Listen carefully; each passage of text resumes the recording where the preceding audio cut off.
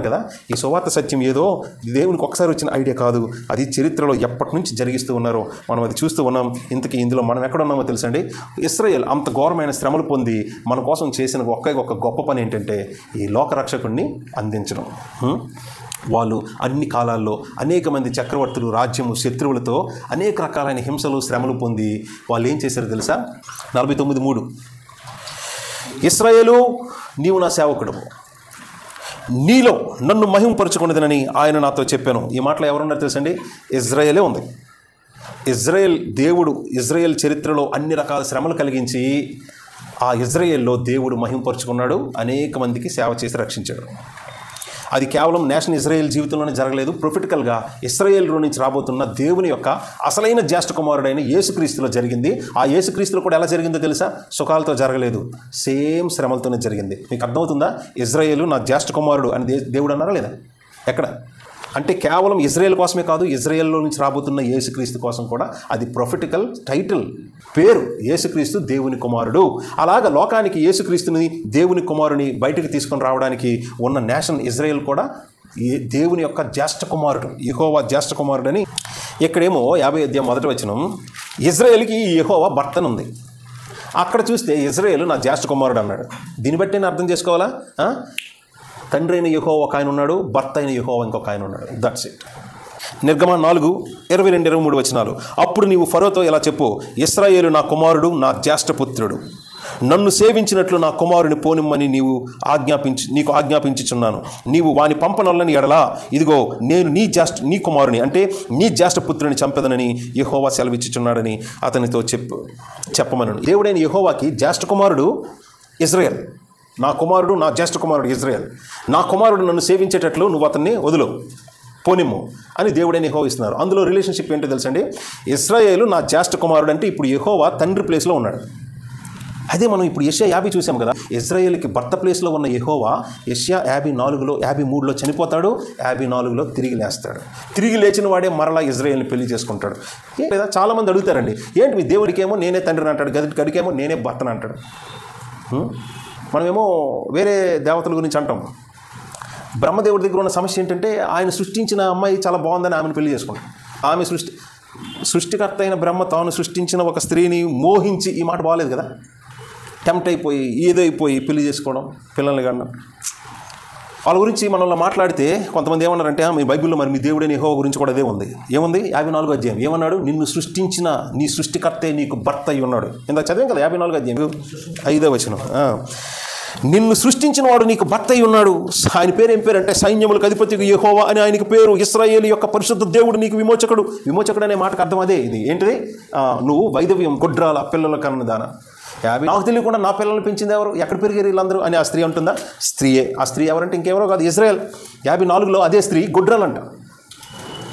4వ వచనంకి వచ్చేసరికి ఆ స్త్రీ వైధవ్యపు నింద. వైధవ్యం అంటే తన భర్త చనిపోయాడు. ఎందుకీ తన భర్త ఎవరు? 50 వచనంలోనే ఉంది. 50వ అధ్యాయం 1వ వచనంలోనే తన భర్త యెహోవా అన్న విషయం మనకు అర్థమైంది. ఇదివరకే మనం చూసాం. తన భర్త అయిన యెహోవా ఈ 54:4లో చనిపోబట్టి వైధవ్యం ఆమెకు వచ్చింది. ఎందుకీ ఎప్పుడు చనిపోయాడు భర్త అయిన యెహోవా అంటే 53వ అధ్యాయంలో చనిపోయాడు. 54వ అధ్యాయం 5వ వచనంకి వచ్చేసరికి రెండోసారి ఈమెకు పెళ్ళి అవుతుంది. ఈమెకు రెండోసారి పెళ్ళి అవుతున్నప్పుడు భర్త మారలేదు. అదే భర్త ఆమెను మరలా పెళ్లి చేసుకుంటున్నాడు. ఎక్కడ చేసుకుంటాడు? చనిపోబట్టే కదా ఆమెకు వైధవ్యం వచ్చింది. మళ్ళీ ఎలా చేసుకుంటాడంటే చనిపోయిన వాడు తిరిగి లేస్తాడు. చూసారా? తండ్రి స్థానంలో ఉన్న యెహోవా ఒక ఆయన ఉన్నాడు, అదే టైంలో తన భర్త స్థానంలో ఉన్న యెహోవా ఇంకొక ఆయన ఉన్నాడు. తండ్రి అయిన యెహోవా ఒక ఆయన ఉన్నాడు, కుమారుడైన యెహోవా ఇంకొక ఆయన ఉన్నాడు. ఇది యెషయా గ్రంథం యొక్క కాన్సెప్ట్. గ్రహించలేకపోతే మరి క్రైస్తవులు ఏమంటారు తెలుసా? యెహోవా అంటే ఎప్పుడు తండ్రి అనుకుంటారు. పాత నిబంధన గ్రంథానికి అర్థం పొలగం చేసి కన్ఫ్యూజ్ చేసి పడేస్తారు. నో, పరిశుద్ధాత్మ గురించి యెహోవా ఆత్మను ఉంది, కానీ డైరెక్ట్గా యెహోవా మూడో వ్యక్తి అన్నట్టుగా ఎప్పుడు రాయబడలేదు. బట్ సిద్ధాంతం బట్టి మనం అర్థం చేసుకోవచ్చు. కానీ పాత నిబంధన గ్రంథంలో ప్రిడామినెంట్గా ఓల్డ్ టెస్ట్మెంట్ అంతట్లో తండ్రి అయిన దేవుడైన యెహోవా ఒకరు, ఆయన లోకానికి పంపించిన తన కుమారుడు జ్యేష్ఠపుత్రుడైన దేవుని వాక్యం యెహోవా వాక్కుగా ప్రత్యక్షమవుతున్న ఆయన శరీరాన్ని ధరించి వచ్చినవాడు. ఈయన కూడా సేమ్ అదే పేరు, అదే లక్షణాలు, అదే ప్రత్యేకత వర్తు కలిగిన వాడు అన్న విషయం మరలా మనం 66వ అధ్యాయం వచ్చినంత వరకు ఇదే మెసేజ్ చూస్తాం. ఎందుకు దేవుడు పదే చెప్పారంటే, ఎంత చెప్పినా జనాలు నమ్మరు. అండ్ నమ్మగలిగే శక్తి సామర్థ్యాలు మనుషులకి లేవు. దానికి దేవుడు బైబిల్ ఉపయోగించిన మాటే డిప్రేవ్డ్. అంటే దేవుని వెదకువారు లేరు, ఒక్కడు లేడు, మంచివాడు ఒక్కడు లేడు, మంచి చేయవాడు ఒక్కడు లేడు, ఒక్కడు లేడు. ఆయన వెతుకువారు లేరు. ఈ మాటలన్నిటికీ ఒకే మాట, నీతిమంతుడు ఒక్కడు లేడు. ఈ మాటలన్నిటి యొక్క అర్థం ఏంటంటే, ఎంతగా దేవుడు పదే పదే గ్రంథంలో ఒకే విషయాన్ని రాయించాడు, వాళ్ళిద్దరు ఉన్నారని, ఒకరు పంపిస్తే ఇంకొకరు వచ్చి ఇవన్నీ చేశారని. కానీ ఆ విషయం సాధారణంగా క్రైస్తవులు కాదు, ఎవరికి అర్థం కాదు. బట్ క్రైస్తవులు మాత్రమే ఎవరు చూడగలరంటే, దేవుని మూడో వ్యక్తి, ఆ పరిశుద్ధాత్మ ఆయన ఉన్నాడు కాబట్టి విషయాన్ని చూడగలరు. ఇదే మెసేజ్ లోకానికి మనం శక్తివంతంగా, అర్థవంతంగా సాక్ష్యం ఇవ్వాలి. మనందరి యొక్క పెద్ద బాధ్యత ఏంటంటే 4వ వచనం. ఆ 4వ వచనం మర్చిపోకూడదు కదా. 4-5 వచనాలు ఏమున్నాయి? యేసుక్రీస్తు దేవుడైన యెహోవాకి శిష్యుడైతే మనందరం యేసుక్రీస్తుకు శిష్యులం. శిష్యత్వం అంటే ఏంటో, అందులో ఉన్న పని ఏంటో, బాధ్యత ఏంటో, గోల్ ఏంటో మనం కావాలంటే డైరెక్ట్గా యేసుక్రీస్తు శిష్యుడు అని చెప్పబడిన వాక్య భాగం చూస్తే అర్థమవుతుంది. శిష్యుడు ఎందుకు అంటే నలగొట్టబడిన వారి కోసం, ఏమనకూడదు, విసిగిన వారి కోసం, అలసిన వారి కోసం. అలాంటి పరిస్థితుల్లో మనుషులందరూ ఉన్నారు. వాళ్ళని దేవుడు ప్రేమిస్తున్నాడు. వాళ్ళకి మనం అర్థవంతమైన సేవ చేయడానికి శిష్యులుగా, సేవకులుగా ప్రభు మనల్ని కోరుకున్నాడు. సో ఈరోజు మన భూమి మీద జీవితంలో మనకు ఉండాల్సిన అతి ప్రాముఖ్యమైన గోల్ అదే. సో ఇక్కడ కూర్చున్న వాళ్ళు ఎవరైనా కానీ ఫస్ట్ మీరు ఎక్కడ శిష్యత్వాన్ని చూపించాలంటే, మీ ఇంట్లో మీ భార్యకు పెళ్ళైతే, పెళ్ళిళ్ళు కావాల్సిన వారు కూడా మీరు చేయాల్సిన ముఖ్యమైన మీ పని ఏంటంటే, కలిసి ఉన్నవారు ఎవరో కాదు, లోకంలో ఎక్కడో ఉన్నవారు కాదు, ముందు మన చుట్టూ ఉన్న మన ఇంటి వాళ్ళే. ఇంట్లో ఫస్ట్ పురుషునికి ఎవరంటే భార్య, భార్యకి ఎవరంటే నీ భర్తే. పాపంతో కావచ్చు, జీవితంలో ఉన్న రకరకాల ఆటుపోట్లతో కావచ్చు, అందరూ జీవితంలో అలసున్నారు. యేసుప్రభు చెప్పిన మాట బట్టి చూస్తే ఇంకా పెద్ద కాన్సెప్ట్ వస్తుంది. అదంతా ధర్మశాస్త్రం, నీతి, రక్షణ పొందడానికి మనుషులు ఎన్ని రకాల ప్రయత్నాలు చేస్తున్నారో, దేన్ని నమ్ముకున్నారో, వాటన్నిటి వల్ల అలసి ఉన్నారు. నా యొద్దకు రండి, నేను మీకు విశ్రాంతి ఇస్తానని ప్రభు ఇచ్చిన పిలుపు లాంటిదే యెషయా గ్రంథం 50 అధ్యాయంలో కూడా మనందరికీ మెసేజ్. ఇదిగో మనందరం ఈ పరిస్థితిలో ఉంటే మనల్ని ఓరడించే మాటలతో ఓరడించే నోరు, అలాంటి నోరుతో మనకి సేవ చేయాలంటే ఆ దేవునికి ఈ రేంజ్లో విధేయత చూపించే చెవి. ఏ రేంజ్లో అంటే, అవసరమైతే ఎంత ఘోరంగా అవమానము, ఉమ్ము వేయబడి, గడ్డం పెరికి వేయబడి, మొహం మీద కొట్టేవాడు, గుద్దేవాడు, అంత శ్రమలు పొంది ఆయన చేసింది ఏంటంటే విధేయత. ఎందుకు ఆ విధేయత అంటే, శ్రమల్లో నుంచే మన కోసం అవసరమైన ఆ గొప్ప రక్షణ కార్యం చేశాడు. అది శిష్యత్వం. సో ఇప్పుడు కూడా ప్రభువైన యేసుకు ఎవరైతే శిష్యులుగా పిలువబడ్డారో మనందరి దగ్గర ఉండాల్సిన అతి ప్రాముఖ్యమైన కమిట్మెంట్ ఏంటో తెలుసా? విధేయత, విధేయత, విధేయత. ఆ విధేయత అంటే, ఒబీడియన్స్ అంటే ఎంతవరకు అంటే, ఎంత శ్రమలైనా భరించడానికి. ఆ శిష్యుడు పొందిన శ్రమలు రోగాలు కాదు, హాస్పిటల్ కాదు, ఏ శ్రమలు అక్కడ ఉన్నవి? ఎవరో కొట్టడం, వేరే వాళ్ళు హింసించడం, అవమానించడం, కొట్టడం, పిడిగుద్దులు. అంటే ఏ శ్రమల గురించి ప్రత్యేకంగా మాట్లాడుతుందంటే, ఈ లోకంలో మనం తెచ్చుకునే రకరకాల అడ్డమైన తిప్పలు, శ్రమలు ఇవి కాదు. ఈ శ్రమలు ఏంటంటే ప్రభు కొరకు హింస పొందడం, ఎవరో మనల్ని బాధించడం, బాధ పెట్టడం, అవమానించడం, ఇంకా పాయింట్ వరకు వస్తే చంపడం. ఇప్పుడు మీకు అర్థమవుతుందా? యేసు ప్రభు నన్ను ఎవరైనా వెంబడింపగోరిన యెడల మీ ప్రాణాన్ని మీరు ఉపేక్షించుకొని మీ సెలువును ఎత్తుకొని నన్ను వెంబడింపండి అంటే ఎక్కడున్నా కూడా అదే. శిష్యత్వానికి మొదటి పిలిపే శ్రమలు. శ్రమలంటే జీవితంలో వచ్చే కష్టాలు, సుఖాలు, ఈ శ్రమలు కాదు. ప్రభువైన యేసుక్రీస్తు కోసం కొట్టబడ్డం, చంపబడ్డం, అవమానాలు పొందడం, అవి. నన్ను వెంబడింపగోరిన యెడల ఎవరైనా నా శిష్యుడై నన్ను వెంబడింపగోరాలంటే మీ సిలువను ఎత్తుకొని మిమ్మల్ని మీరు ఉపేక్షించుకోవాలి, మీ ప్రాణాన్నే మీరు వద్దనుకోవాలి. ఎందుకంటే ఇక్కడ మాట్లాడుతున్న శ్రమ, శిష్యునికి తగిన శ్రమ, శిష్యుడు చూపవలసిన విధేయత ఏంటంటే ప్రభు కోసం ఇలాగా హింస పొందడం. సఫరింగ్స్ కాదు, ఎఫ్లిక్షన్స్. ఇంగ్లీష్లో 2 వేరు మాటలు కాబట్టి మన తెలుగులో దీనికి శ్రమలే అంటారు, దానికి శ్రమలే అంటారు. ఇంకా క్లియర్గా విడదీసి చెప్పాలంటే హింసలు అని అనాలి. అందుకు ఇంగ్లీష్లో ఆ 2 మాటలు ఉపయోగించారు. సఫరింగ్స్ అంటే ఏదైనా సఫరింగ్, ఏ శ్రమైనా కావచ్చు.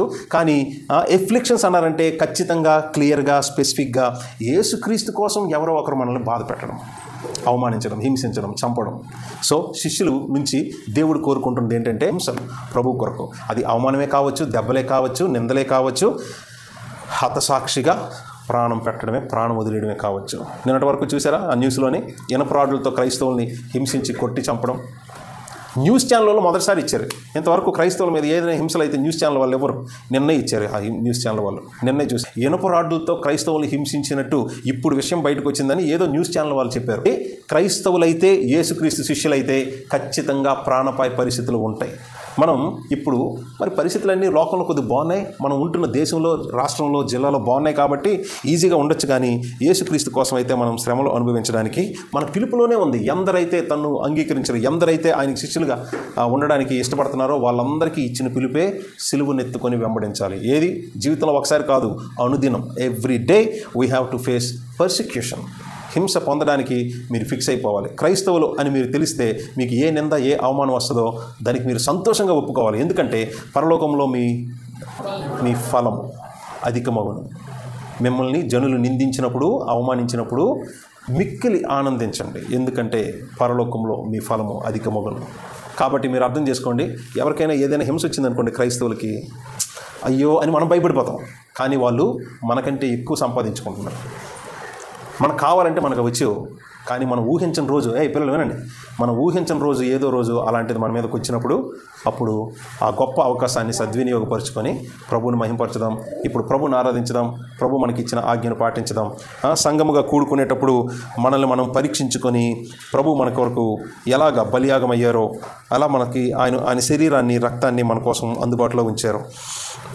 దాన్ని తలపోసుకుంటూ నీ ప్రభుతో నువ్వు ఏదైనా విషయంలో సమాధానంతో లేవేమో, ఏదో ఒక పాపం విషయంలో, ఏదో ఒక బ్రదర్ సిస్టర్ సేవకుల విషయంలో మన హృదయంలో ఉన్న కోపమో, ద్వేషమో, అసూయో, లేక ఇంకేదైనా అపవిత్రమైన ఆలోచన, దృష్టిలో, చూపులో, దానివల్ల మనకి, మన కుటుంబానికి, మన ఆరోగ్యానికి, మన ఫైనాన్షియల్ ఆశీర్వాదాలకి ఏదైనా కీడు తెచ్చుకుంటామేమో, ఆటంకం తెచ్చుకుంటామేమో అని జాగ్రత్త పడి, ఇదిగో ఇది మంచి సమాధాన పడాలి. ఏ బ్యాలెన్స్ ఉంచుకోవద్దు, మొత్తం బ్యాలెన్స్ అంతా క్లియర్ చేసుకోండి. ఇదిగో ప్రభువైన యేసు తన రక్తాన్ని మన ముందుకు ఎందుకు ఇచ్చారంటే, ప్రభువా నీ రక్తంతో నన్ను కడుగు, ఇంక ఏ విధమైన పాపం బ్యాలెన్స్ లేకుండా మొత్తం కడిగి ఇక్కడ నుంచి మరలా చూడు ప్రభువా, నేను నిన్ను కనపరుస్తానని ప్రభువుకు మాట ఇద్దాము. ప్రభువుకు మాట ఇచ్చి యేసుక్రీస్తు శిష్యులుగా నమ్మకమైన సేవని చేయడానికి ప్రభు యొక్క శక్తి పొందుకుందాము.